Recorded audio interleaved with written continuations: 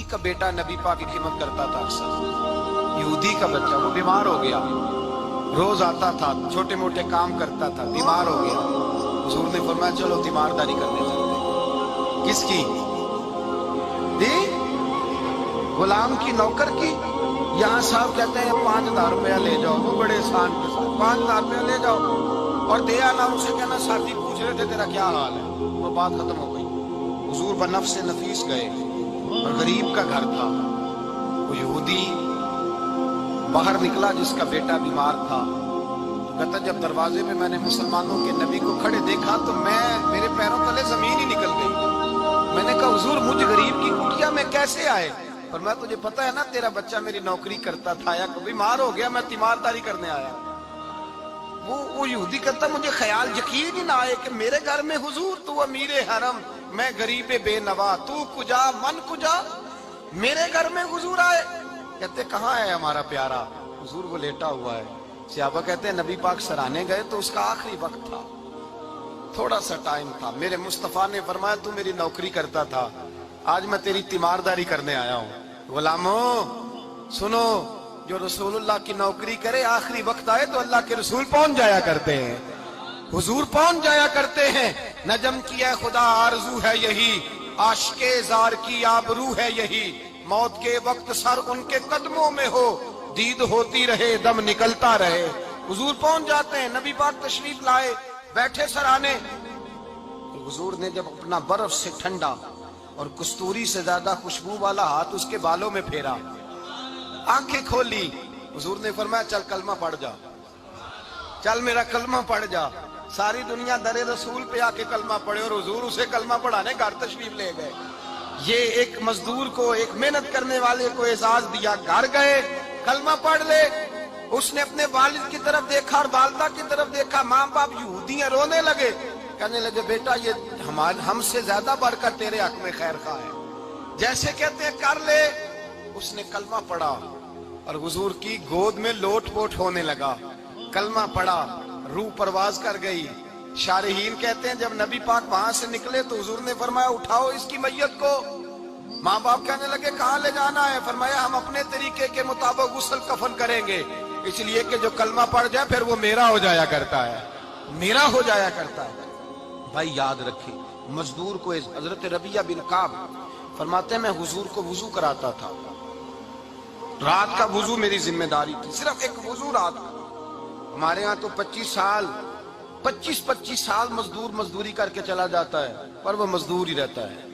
وہ مزدور ہے, اس کا کوئی اعزاز نہیں, کوئی اس کے لیے. وہ کہتے ہیں اب بابا جی آپ کو کھانسی زیادہ آتی ہے, اپنے بیٹے کو لگا دیں, کسی اور کی ڈیوٹی لگا دیں, اب آپ کام نہیں کر سکتے. 25 سال نوکری کی, ملا کیا؟ حضرت ربیعہ کہتے ہیں میں وضو کراتا تھا رات کا. میرے نبی پاک نے فرمایا شادی کیوں نہیں کرتا؟ تو میں نے کہا یا رسول اللہ نہ میرے پاس حسن ہے, نہ پیسے ہیں, نہ کوئی کاروبار ہے, مجھے کون رشتہ دے گا؟ میرا روپ بھی نہیں تے میرا رنگ بھی نہیں, میں نے یار مناؤن دا ٹانگ بھی نہیں, کون مجھے رشتہ دے گا؟ کہتے ہیں حضور خاموش ہو گئے. دوسرا دن آیا تو میں وضو کرانے پہنچا تو نبی پاک نے فرمایا شادی کیوں نہیں کرتا؟ کہتے ہیں میں نے کہا حضور کون رشتہ دے گا؟ وہی 3 باتیں دہرائیں, نہ پیسے ہیں, نہ حسن ہے, نہ کوئی کاروبار ہے, نہ مکان ہے. فرمایا حضور نے تیسرے دن پھر کہا. جب دوسرا دن ہوا نا تو حضور نے کہا, حضور خاموش ہوئے میرے جواب پر. میں نے کہا یار اتنا بیوقوف ہوں, حضور روز پوچھتے ہیں اور میں جواب ہی نہیں دیتا. کہتے ہیں تیسرے دن میں نے ارادہ کیا آج نبی پاک پوچھیں گے تو میں کہوں گا حضور جیسے دل کرتا ویسے ہی کرا دیں. کہتے ہیں تیسرے دن میں گیا, سارا وضو کرا لیا, پر نبی پاک نے پوچھا ہی نہیں. میں ارادہ کر کے گیا تھا کہ آج پوچھیں گے تو بتا دوں گا, حضور نے پوچھا ہی نہیں. فرماتے ہیں وضو مکمل ہو گیا, میں دروازے تک چلا گیا تو مصطفیٰ نے آواز دی. فرمایا واپس پلٹ نہ, میں پلٹا تو حضور نے فرمایا تو شادی کیوں نہیں کرتا؟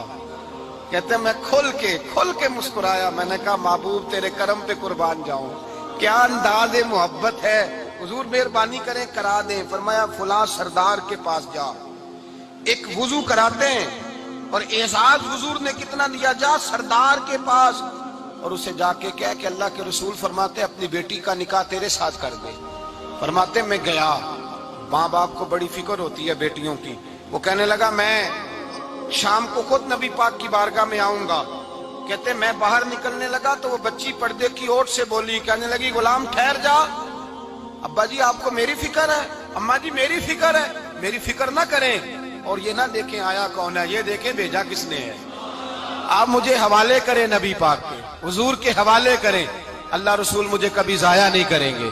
حضرت ربیہ کہتے ہیں حضور نے میری شادی کا بندوبست کیا. حضرت بریدہ اسلمی سے کہا کہ تو اس کے لیے کھجور کی گٹھلی کے برابر سونا لا. حضرت حارثہ بن نعمان سے کہا تو اس کے لیے ایک کمرے کا اجرے کا بندوبست کر. حضرت عثمان غنی سے کہا تو نے ولیمہ کرانا اس کا.